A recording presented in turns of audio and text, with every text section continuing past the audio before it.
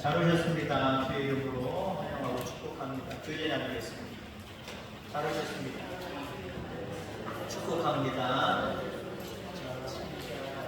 정진수 권사님도 오랜만에 3달 넘게 아픔으로 인해서 못 나오시다가 뒤에 나와 계십니다. 참 반갑습니다. 여러분들 결혼하신 분들, 옆에 있는 아내, 옆에 있는 남편, 뭐가 그렇게 좋아서 결혼하셨습니까? 뭐가 그렇게 좋아서? 물론 지금 아이고 내가 그때 뭐가 쎄가지고 내가 왜 이 남자를 이 여자를 만났나 하시는 분이 조금이라도 조금 마음속에 있을지 모르겠지만 뭐 얼굴이 이뻐서 만나셨습니까? 얼굴이 멋있어서? 뭐 그런 것도 있겠죠. 그런데 정말 결혼을 작정하기까지는 뭔가 그 상대방에게 마음이 녹는 감동적인 무엇인가가 있었을 겁니다. 이 남자 참 감동적이다. 참 따뜻하다. 이 여자 참 마음이 좋네. 이런 모습도 있네. 라고 하는 어떤 부분들 때문에 감동을 해서 말 그대로 콩깍지가 딱 쓰이신 줄 믿습니다. 잘 쓰여주셨어요. 여러분들의 모습이 참 아름답습니다. 우리나라 지금 현재 부기가 상당히 높다라고 보죠. 왜 우리나라가 이처럼 부기가 많이 높아졌을까요? 국가의 권위가 왜 이렇게 높아졌을까요? 세계 많은 사람들이 한국, 코리아 그럽니다. 물론 여전히 한국에 대해서 억하심정을 가지고 미워하기만 하는 그런 나라들도 있습니다만 많은 나라들이 한국을 외치고 있어요. 올림픽이 끝난 지 얼마 안 됩니다. 파리 올림픽이 아니라 한국 올림픽이다, 서울 올림픽이다 이렇게 애칭이 붙었다고 합니다. 왜 그런지 아십니까? 세계에 있는 많은 사람들에게, 그곳에 있는 많은 사람들에게 감동을 주었기 때문에 그래요. 그럼 그들에게 다 공짜는 아니지만 자꾸 베풀어 주잖아요. 제가 삼성 선전하는 건 아니지만 전 모든 출전한 사람들에게 핸드폰 하나씩 최신식으로 우리도 여러분도 가지고 있지 못한 그 모델 최신식을 하나씩 다 나눠주고 못된 애들 나눠주는 거예요. 물론 암암리에 이렇게 하면 나중에 이런 이윤이 오겠지 라고 하는 계산이 잘려 있겠지만 받는 입장에서 보면 내가 뭐라고 이걸 나한테 주지? 그 어느 나라는 준 거야? 한국? 근데 한국 부스가 따로 정해져 있답니다. 그날 그 올림픽, 파리 올림픽 음식이 형편없다라고 하는 소식 여러분들도 들었죠? 야채 위주로, 운동하는 선수들에게 야채 위주로, 그 다음에 저탄소 운동해가지고 에어컨도 안 틀어주고 불만이 상당히 많았던 그런 올림픽이었습니다. 그런 올림픽의 중심에서 한국의 어떤 장소를 만들어 놓고 저렴한 가격이 아닌 공짜로 음식을 나눠주는 거예요. 이것저것 물건들을 나눠주는 거예요. 한국의 우수한 문화들을 그냥 공짜로 공연하면서 보여주는 거예요. 세계인들이 감동을 받는 거예요. 그걸 본 사람들이 감동을 받는 겁니다. 감동을 받으니까 이 나라 사람들은 도대체 뭔데 하면서 한국, 코리아 자꾸 이렇게 외치고 있다라고 하는 겁니다. 자, 우리는 은혜를 입으면 잊지를 않습니다. 특별히 우리가 6.25를 거쳐온 그런 나라이기 때문에 6.25 때 그저 우리나라를 도와줬던 그 나라, 그 사람들, 우리나라 사람들 있습니까? 지금 거의 몇 년이 지난 거예요. 74년이 지났단 말이에요.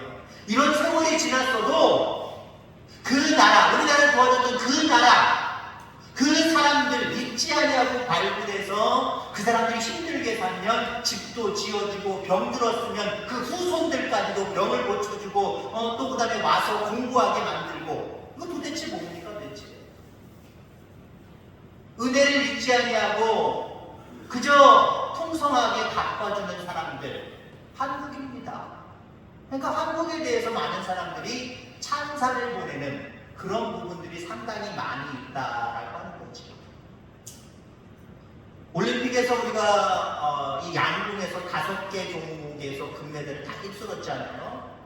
우리나라 그 남자 제잘 쏘는 김씨, 김 누군가 그 선수랑 개인전 64강에서 붙은 그런 나라의 선수가 있습니다. 그 나라의 선수는 차드라고 하는 아프리카 중심 쪽에 있는 나라거든요. 개발도상국입니다. 그 나라 그 선수는요, 비디오, 한국의 선수들이 쏘는 그 비디오를 보고 아주 열악한 도구들을 가지고 연습을 해서 올림픽에 나온 거예요. 근데 올림픽에서 나올 만한 점수가 아닙니다. 보통 우리가 보면 10점, 아니면 뭐 9점, 8점, 못 쓰면 7점, 6점. 근데 그 선수는요, 우리나라 선수와 64강을 벌이다가 1점을 쏴버렸어요. 화살이 처음에는 카메라든지 방송하는 사람들이 화살 어디 갔죠? 화살 어디 갔죠? 분명히 쐈는데 화살 색깔과 그 표적지 색깔이 똑같았습니다. 1점대에 있는 거. 간신히 찾아냈어요. 1점을 쏴가지고 많은 사람들의 웃음거리가 됐습니다. 그때의 한국의 관중들, 한국인들, 코리아 사람들 그를 응원하기 시작했어요. 그 다음 브라질 탁구 선수 중에 한 명이 한쪽 손이 없었습니다. 이 팔이 절단된 거예요. 그 사람은 페루올림픽, 장애인올림픽뿐만 아니라 지금 우리가 성인들이, 온전한 성인들이 나오는 그 올림픽에도 참여를 해서 자기 나라 대표로 우리나라 선수와 싸운 겁니다. 여자 선수입니다. 보통 여러분들 올림픽 경기에서 우리나라와 상대방이 싸운다 그러면 거기 관중들, 거기 가서 구경하는 한국 사람들 누구 응원해야 됩니까? 한국, 신유빈 하고 응원해야 됩니다.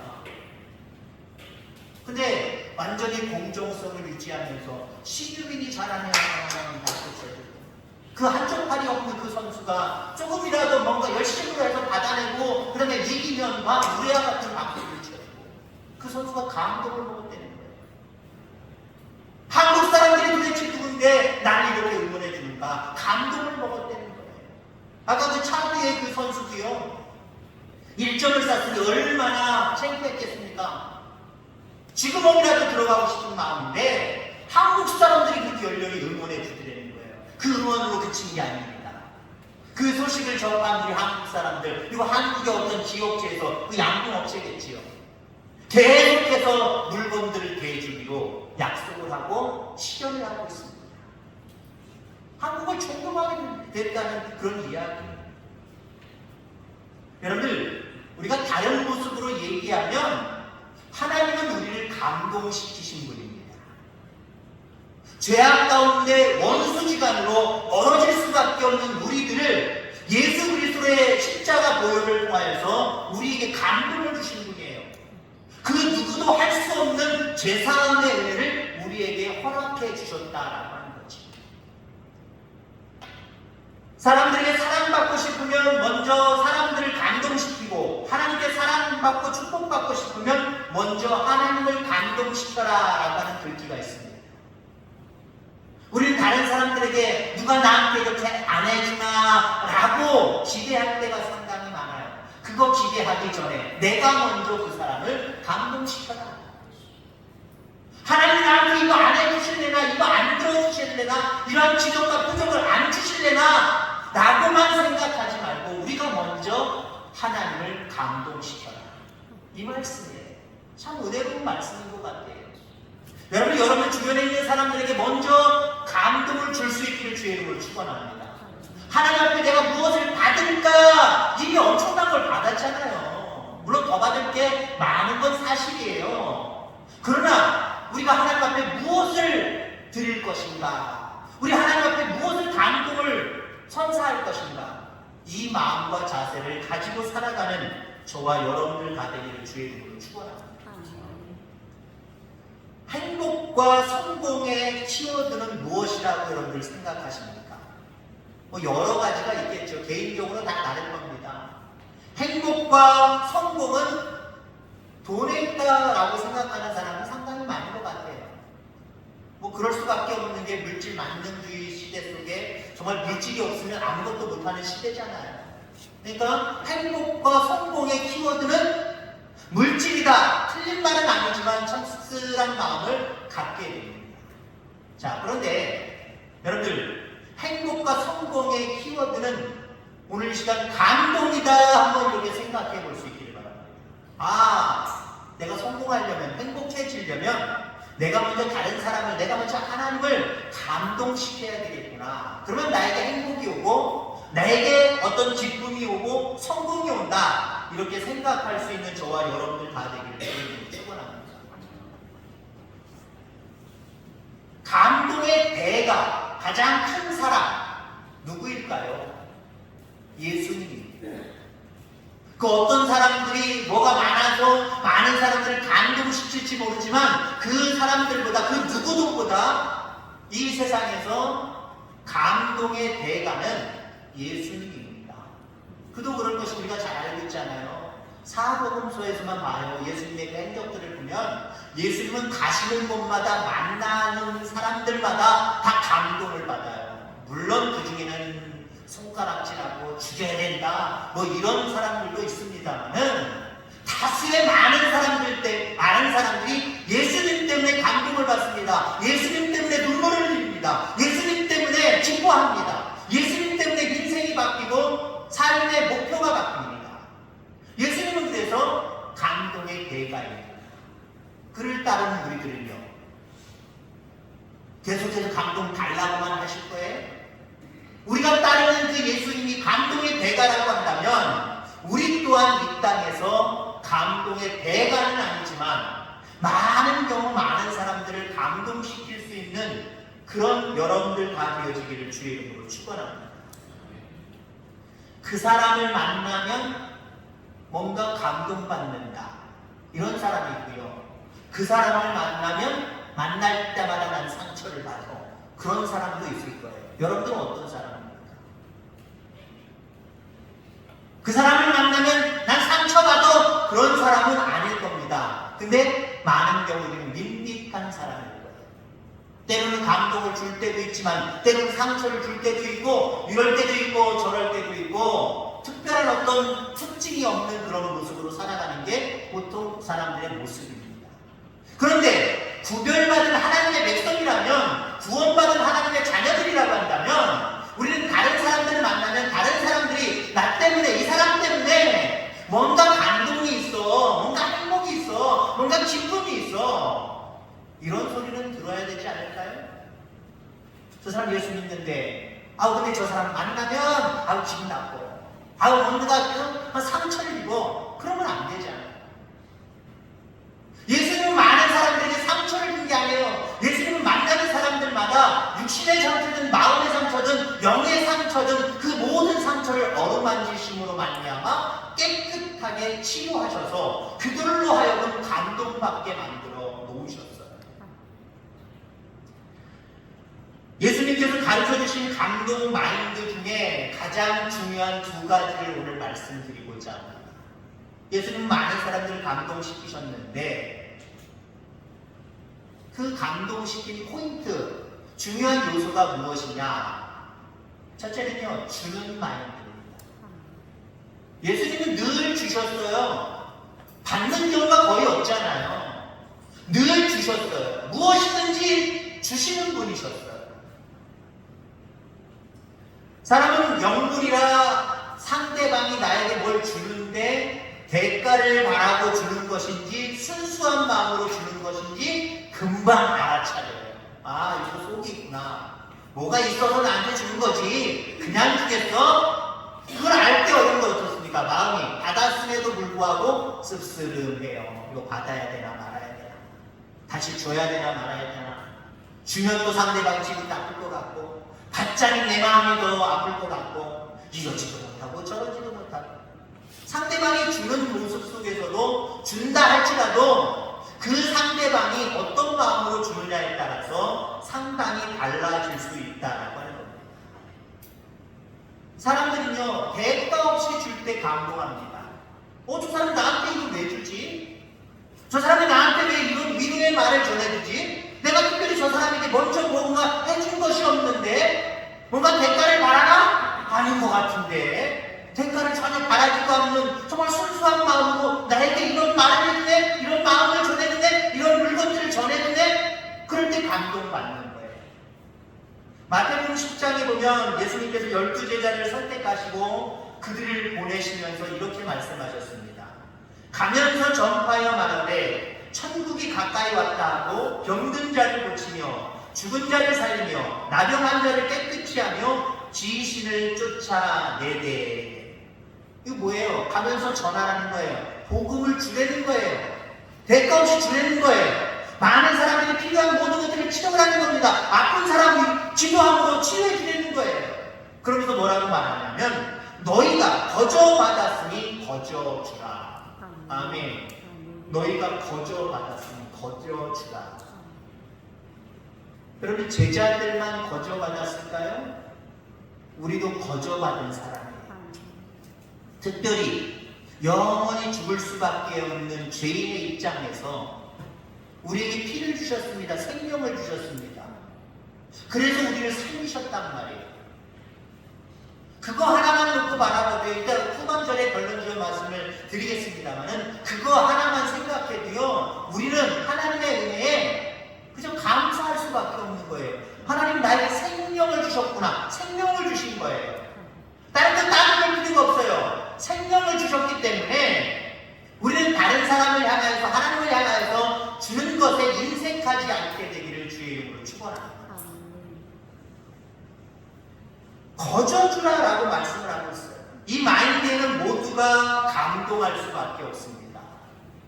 111 운동 1 나오셔야 돼요. 바로 111 운동 1 하루에 한 번 기도한다. 1 일주일에 한 번 전화 신방한다. 1 한 달에 한 번 가서 섬긴다. 찾아가서 섬긴다. 주는 얘기예요. 가서 뭘로 섬길 거예요? 가서 얼굴 보는, 그리고 얼굴 보는 게 얼마나 좋은 건데요. 명절 되면 자녀들 기다리는 부모님들 뭘 바라고 기다려요? 어떤 선물 가져오려나, 용돈이 얼마나 부족하는지 이거 생각하지 않아요. 얼굴만 보여줘도 된다는 거예요. 얼굴만 보여줘도. 여러분들, 요즘 외롭게 살아가는 사람들이 상당히 많습니다. 아무리 자녀들이 많다고 할지라도요, 자녀들이 늘 있는 건 아니잖아요. 때로는 부부가 사는 모습들도 있지만 홀로 사시는 분들도 상당히 많아요.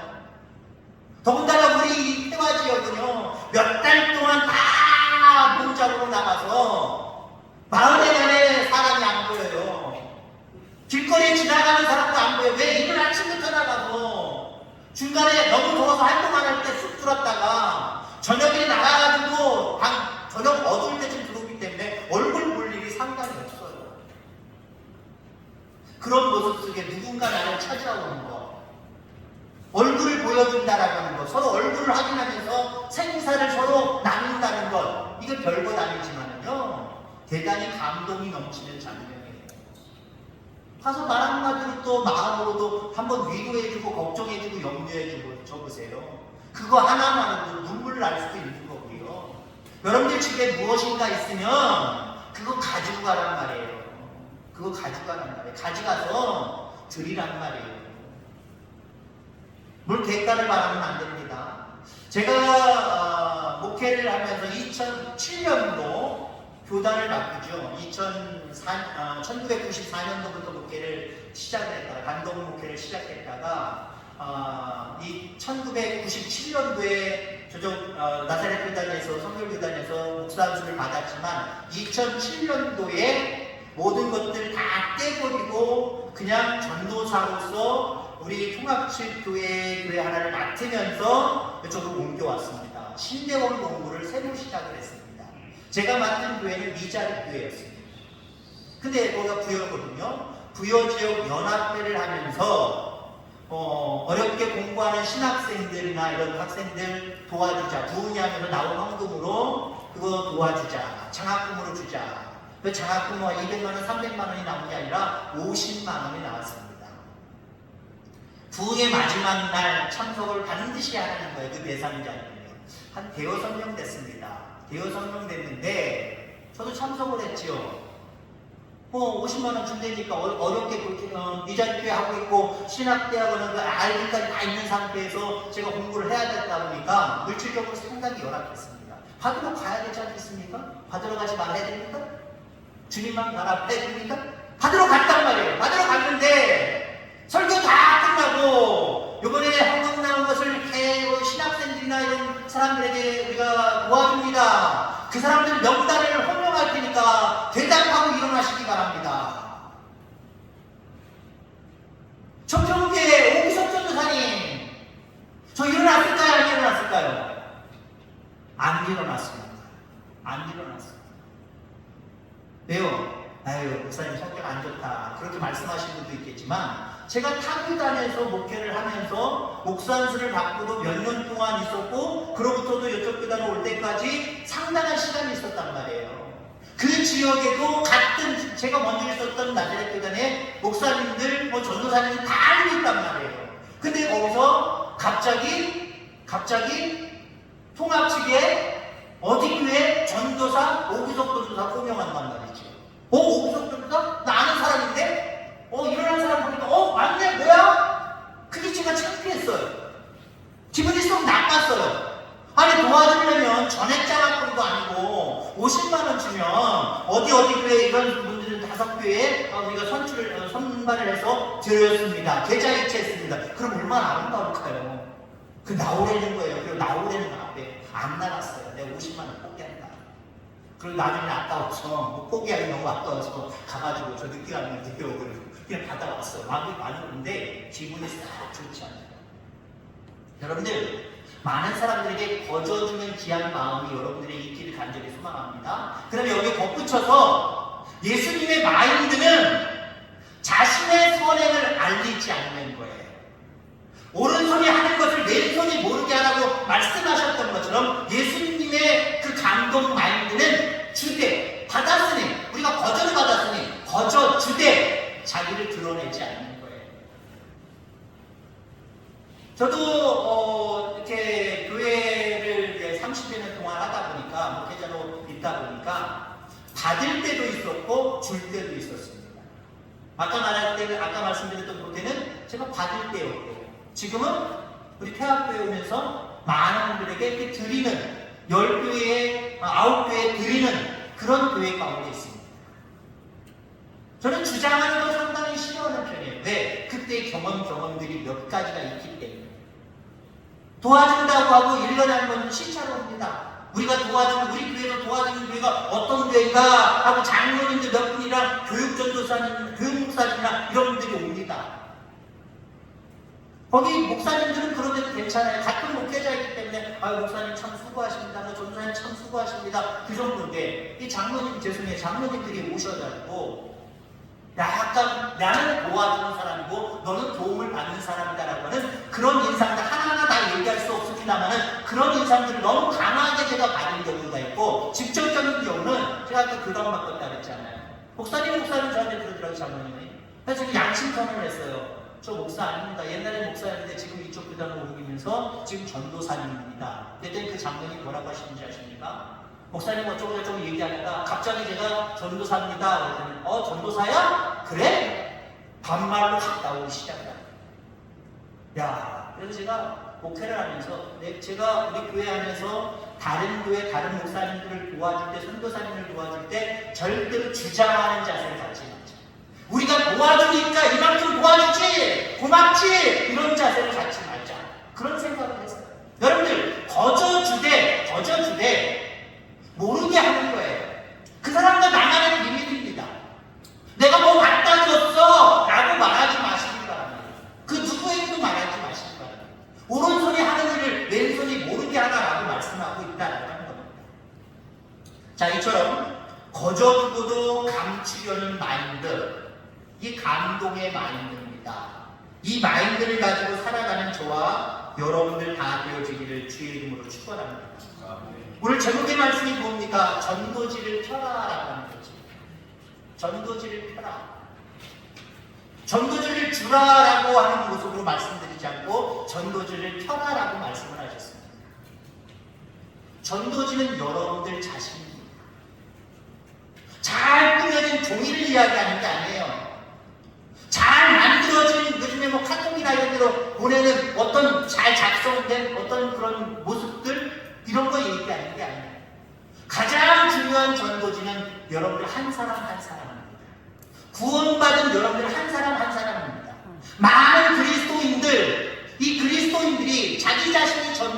던질지를 모르고 늘 접고 다니는 사람들이 있어요.